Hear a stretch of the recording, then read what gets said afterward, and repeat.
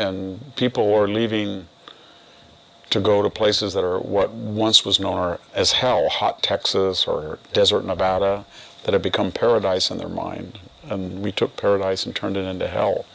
So they're leaving. It was very hard to destroy California, given it's got huge amounts of timber, minerals, oil, natural gas. It has, I think, 4 of the top universities rated of the top 25 in the world: Caltech, Stanford, USC, UCLA, UC Berkeley, 4 or 5. So it was very hard to destroy that inheritance, but we did. And how do you quantify that? You can use almost any measurement you want. If you use fuel, we have the highest gasoline prices in the United States, partly because we don't develop our own oil or natural gas, partly because we have blended fuels that give marginal cleaner air but are very expensive, partly because we have the highest gasoline taxes in the world, in the United States, partly because our regulations are such refiners don't want to improve and expand.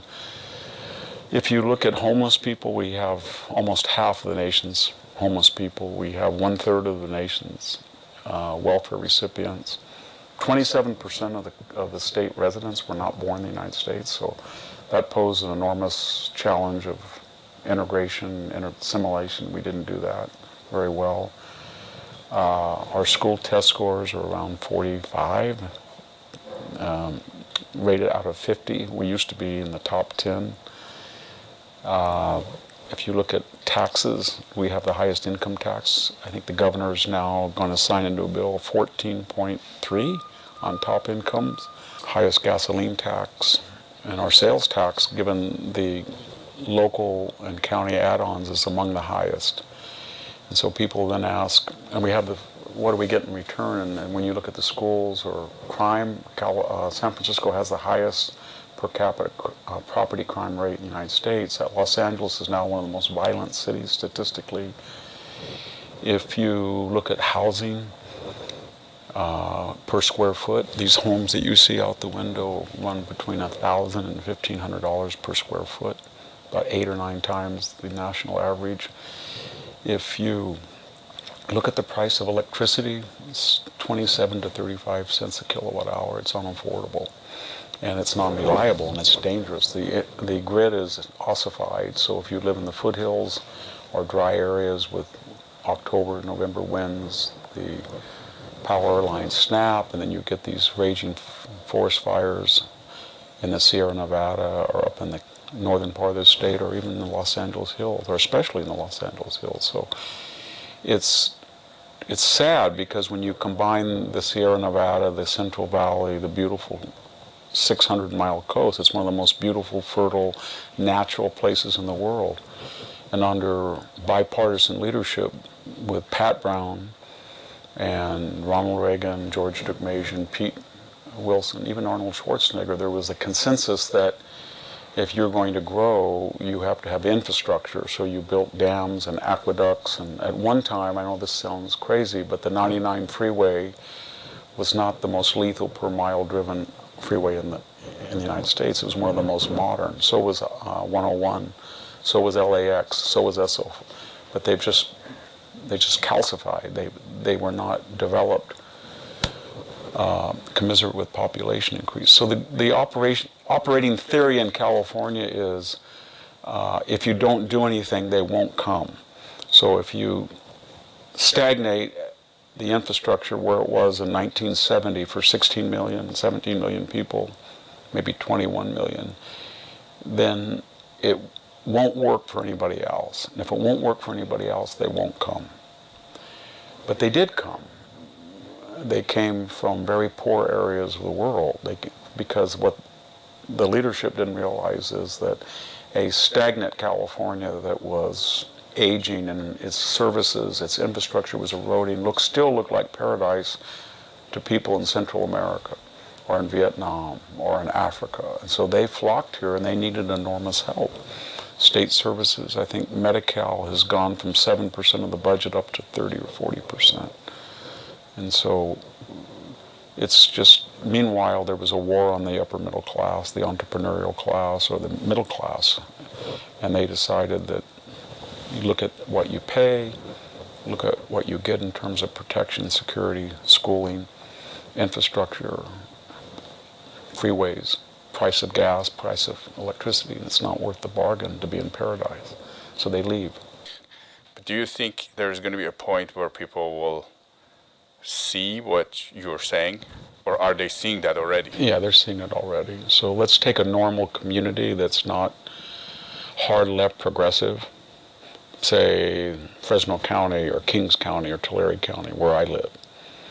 If you go to an average August afternoon, it's about 108, and you will see people go into the local Walmart. And they're not going there to purchase things. They're going there to find free air conditioning because they can't afford, even at subsidized rates for being poor, they can't afford to turn on their air conditioning because the rates are so high. The rates are so high deliberately so that people will not use air conditioning. And they're set by people who live here. Notice in this office, I don't have any air conditioning. Which we're in Stanford right now. Yes, we're at Stanford. And so the people who set policy, whether it's on electric prices or fuel prices or the school system, they're never subject to the consequences of their own ideology. None of those people over there at Google or Apple or the state legislature nexus or this very wealthy corridor from here to Berkeley and back, none of their kids of the elite go to public schools, and yet they're the most adamant against charter schools and the most supportive of teachers' unions. So do you think these elite that you mentioned that live in these areas, do you think they control the state policies? Yes, absolutely, because of the money. What happened in the 21st century, there were particular people in the bi-coastal area, the east and west coast, the one looking at the EU, the other looking at Asia, who had marketable global skills. So they woke up on some magical date and they discovered that their markets were not 300 million people, but 7 billion. Now, what they called the losers, the deplorables or the irredeemables or the chumps, they were the people that had muscular jobs. And if they were in assembly or manufacturing, they were outsourced or offshore. They were called the losers. But this area, whether it's Facebook, Apple, Google, Twitter, or Stanford University, they expanded exponentially all over the world. And $7 trillion of market capitalization comes into this area. It's the greatest concentration of wealth in the history of civilization.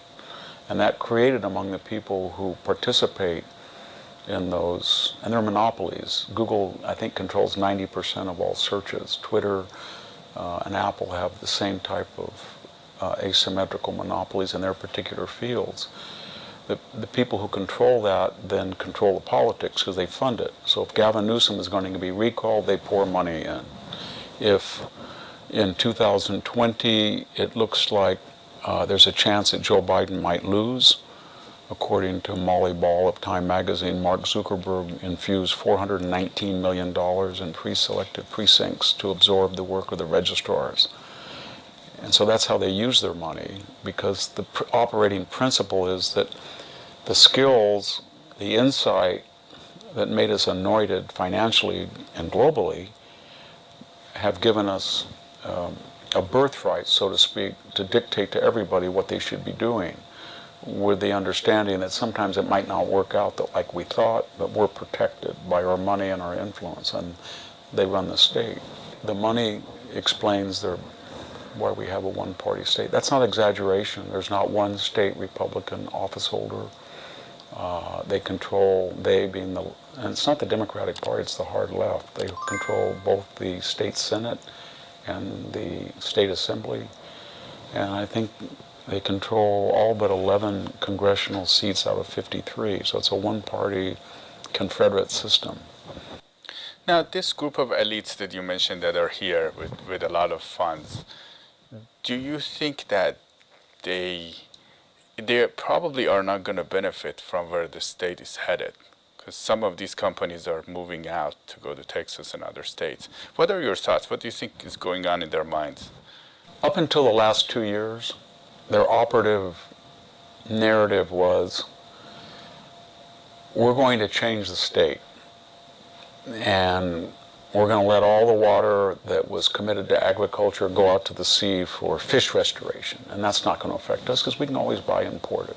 We're going to shut down the timber industry because we feel it's more natural to have wildfires to clean out the forest. And when a dead tree falls down, we don't want a logging company going in there and cutting it down. That's not natural. And so that doesn't affect us. And we don't want to tap our enormous reserves of oil or natural gas because we have enough money to pay 30 cents a kilowatt hour, and we don't drive all that much. If we do, our private jet is just a minor expense. However, the last 2 years, when we have one of these rare moments in American history where the hard progressive left actually controls the entire government, and by that I mean the U.S. Senate, the U.S. House of Representatives, and the President, and there's no impediment to that. And then they look at the consequences, and they think, my gosh, we've destroyed immigration law, and there's a lot of people around here that came up, they don't know how to drive, they get in wrecks and they just leave the scene of the accident. Or, my God, all of the people that are coming out here are not like Herlinda, my maid, or Juan, my gardener. They bring problems with them, and there's so many of them. Or they'll say, and I've talked to them, so I'm not just exaggerating, or they feel that crime now, with all of the George Soros sort of caricatured district attorneys, we had Boudin, Gascon, that means that they're following people home to Beverly Hills and robbing them, killing them in one. They're going into Malibu, they're coming out here into Atherton. How dare they do that? So they're starting to see just a little bit that when you destroy civilization, even with all of your enclaves and wealth and private security, you can't protect yourself. And they have pushed diversity, in all hiring and applications. And now, not among the very multi-billionaire elite, but the upper elite, the multi-million, their children are not getting into Stanford or Berkeley, and they'll think, but I'm for diversity. But when you go into repertory admissions, so you take a particular ethnic group and you don't match their numbers in the population, but you say, given the systemic racism of the country, we're going to let in, instead of 12% of this group, 16%. Instead of 10% of this group, 12%. That has to come from somewhere. So it comes from white males, and not all the white males can give $10 million donations, or athletes. So it's starting, that's another example of their ideology coming back to bite them, despite their enormous leverage, prestige, influence, and wealth.